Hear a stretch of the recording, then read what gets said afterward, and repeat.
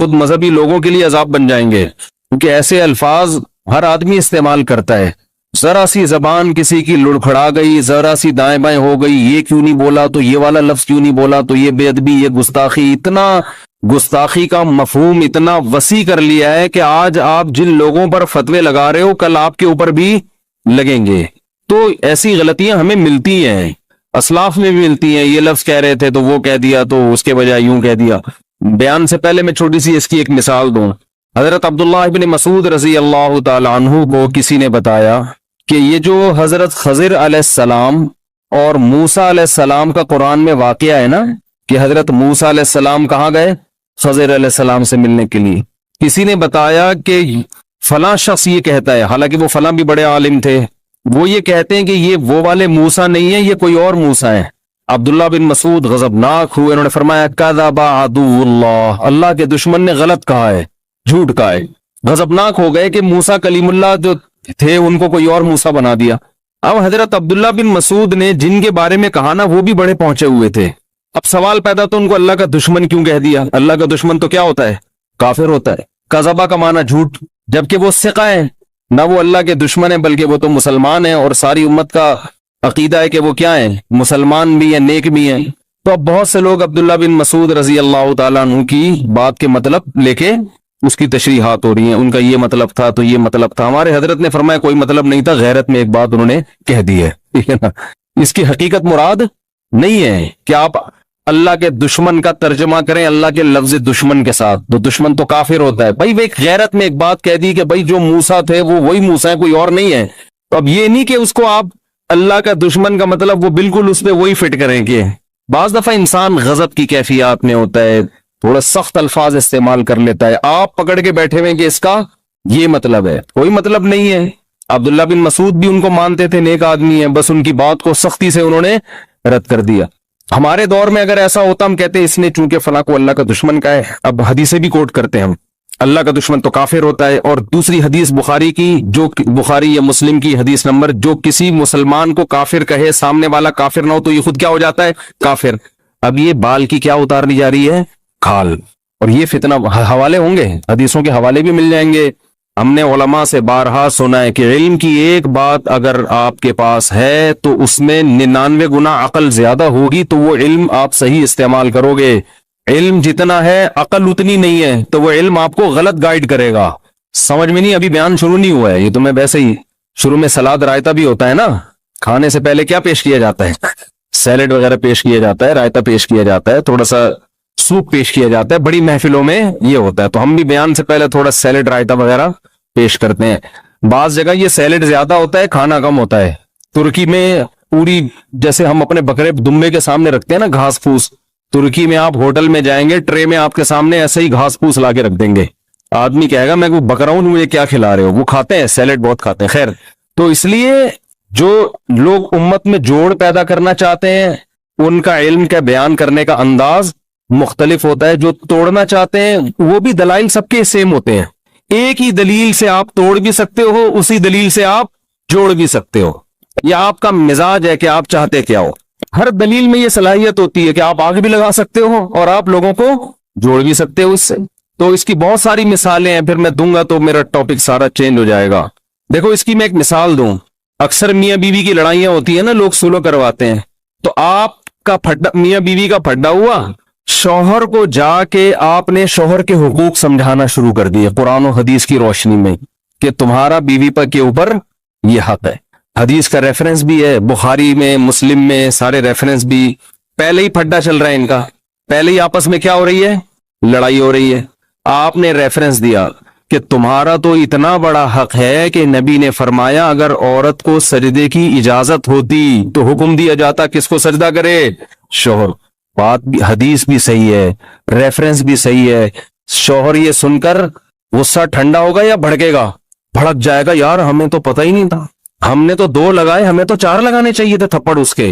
میں اتنا بڑا آدمی اور اس سے تمیز سے بات نہیں کر رہی ہے، میں اتنا عظیم الشان انسان ہوں، ٹھیک ہے نا، میری اتنی ویلیو ہے کہ اگر سجدے کا حکم ہوتا کسی کو تو عورت کو حکم ہوتا کس کو سجدہ کرے؟ مجھ کو. اور میری بیوی سجدہ تو دور کی بات، تمیز سے بات نہیں کر رہی ہے، ایک دم تیش میں آئے گا صحیح بخاری کی روشنی میں. حقیقت بتا رہا ہوں. اور آپ بیوی کو جا کے بھڑکایا آپ نے کہ نبی صلی اللہ علیہ وسلم کا ارشاد ہے خیرکم خیرکم لأہلہ. حدیث کا ترجمہ بھی آپ نے کیا کہ پہلے لفظی ترجمہ کیا کہ حدیث میں آتا ہے سب سے بہتر انسان وہ ہے جو اپنی بیوی کے لیے سب سے بہتر ہے. اگر تمہارا میاں گھر کے باہر لوگوں سے اچھی طرح سے بات کر رہا ہے, لوگوں سے مل رہا ہے, تمہارے ساتھ سلوک اچھا نہیں ہے, اللہ کی نظر میں 2 ٹکے کا آدمی نہیں ہے. یہی مطلب ہوا نا حدیث کا صحیح مطلب تو یہی ہے. اور ریفرنس سے بات کر رہا ہے, ریفرنس. پھر اب جو پہ اعتراض کرتے ہیں تم تو لڑا رہے ہو امت کو, کہہ رہے میں ہر بات ریفرنس سے کرتا ہوں. میں ہر بات کس سے کرتا ہوں؟ یہ الو بنانے والی باتیں ہیں. کون سا ریفرنس کس وقت پیش کرنا ہے, اس کے لیے کیا ہونی چاہیے؟ بصیرت. یہ ریفرنس یہاں پیش کرنے کا نہیں ہے. اس کو آپ اور ورگلا رہے ہیں کہ یہ تم سے 2 تھپڑ لگائے تھے. نبی تو کہہ رہے ہیں کہ تم میں سب سے بہتر وہ ہے جو بیوی سے اچھے اخلاق سے بات کرے. یغلبن الکریم, عزت دار آدمی پہ تو بیوی ہمیشہ حاوی ہوتی ہے. اس کا مطلب یہ کمینہ آدمی ہے, یہ تو تم پہ روک جھاڑ رہے. اور حدیث کا حوالہ آپ نے بلکہ کتابیں بھی دکھاتی ہیں, یہ لکھا, میں نہیں کہہ رہا, یہ لکھا ہوا ہے. تو علم ہے, کھوپڑی بولو صحیح کام نہیں کر رہی ہے, اس کی کھوپڑی صحیح کام نہیں کر رہی ہے.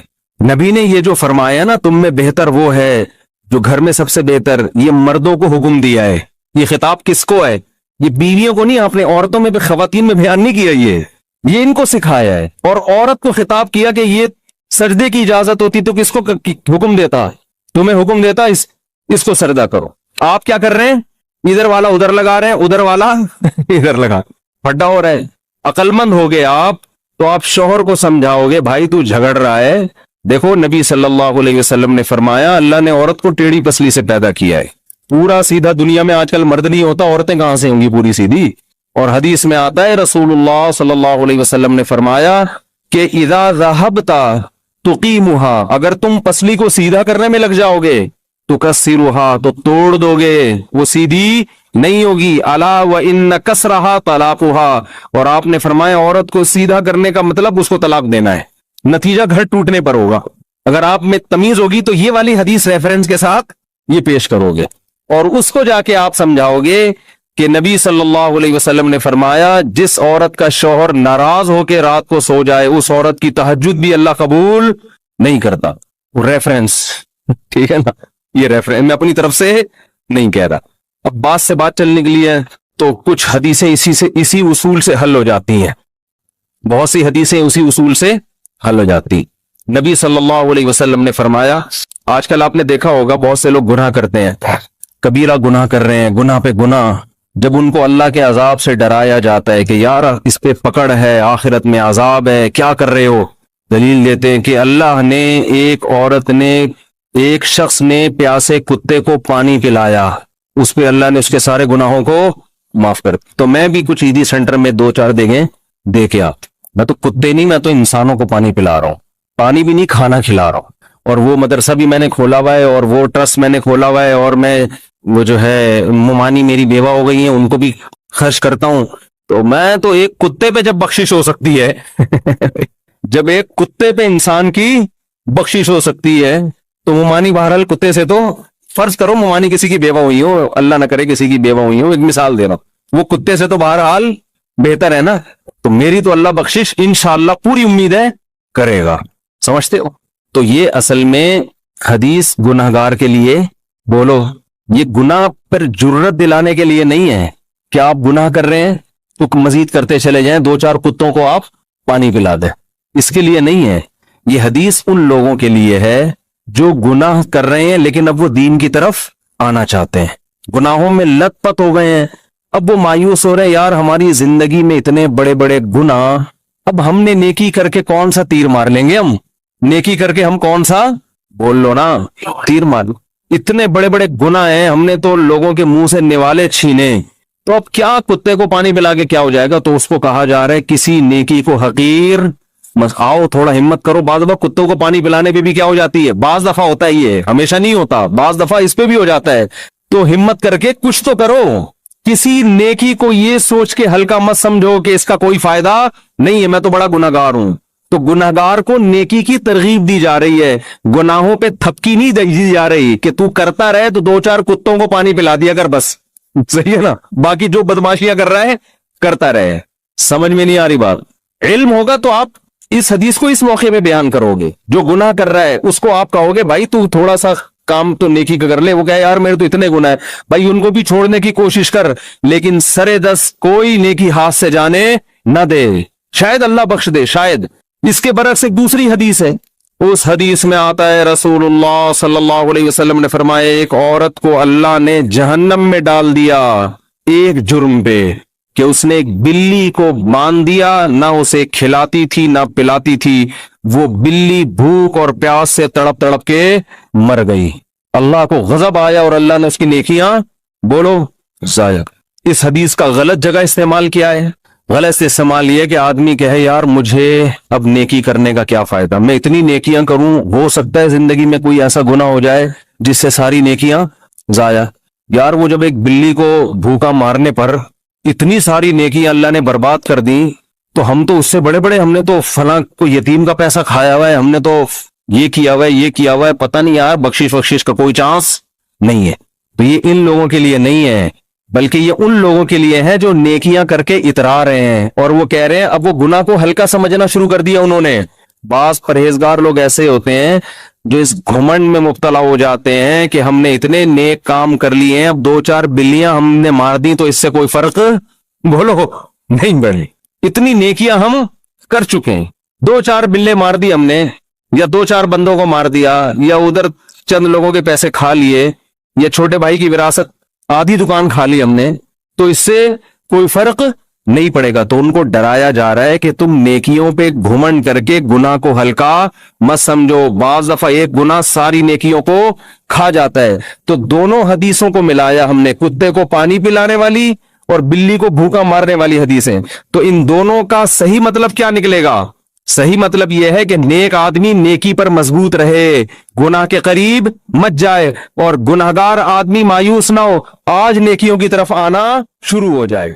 बहुत